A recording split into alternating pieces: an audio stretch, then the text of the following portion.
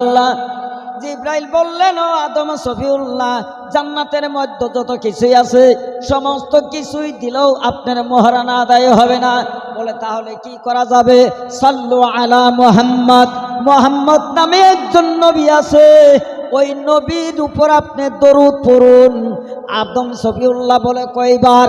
সালাসা মাররাত, 3 মর্তবা যদি আপনি দরুদ পড়তে পারেন তামাম মহারানা আল্লাহর পক্ষ থেকে আদায় হয়ে যাবে। কোন নবীর দরুদ? কথাও কই নাই। কোন নবীর দরুদ গো? আমগর মুহাম্মদ নবী। সাল্লু আলা মুহাম্মদ, হে নবী আপনি নবীর উপর দরুদ পড়ুন। কয়বার? সালাসা মাররাত, 3 মর্তবা দরুদ পড়লে আপনার দেন মোহর আদায় হয়ে গেল, আপনার স্ত্রী আপনার জন্য জায়েজ হয়ে গেল। বলেন সুবহান। ওই টাইমে কি আমগর নবী কি জান্নাতে আসিল? কি কথা কন, জান্নাতে আসিল কি?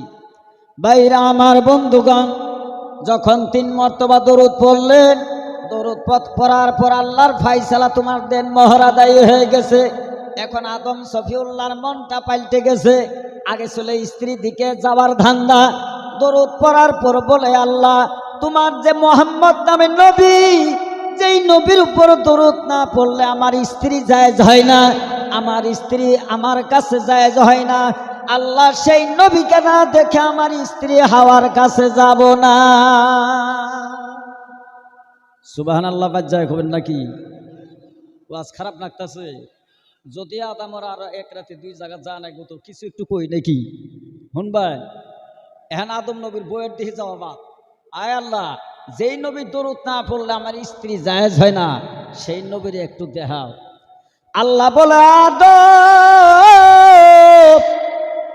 ওই নবীকে তুমি দেখেছো রে আদম? আমি জানিয়ে দেই, যখন 8 জায়গার মাটি 3 জায়গার পানি তোমাকে বানানোর জন্য কেদা মাটি ছানা করেছিলাম, তোমার বডিটাই বানানো হয় নাই, তখনকার আলোচনা।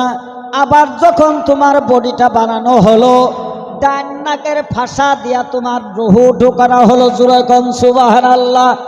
ও আদম, ডান নাকের ফাঁসা দিয়া রুহু ঢোকানো হলো। রুহু যখন যায় যায় যায়, তোমার ভিতর থেকে এমন একটা সুরবুরানি উঠলো, হাঁচি বলে যখন তুমি হাঁচি করলা, নাক দিয়া তোমার সিগম্বার হলো।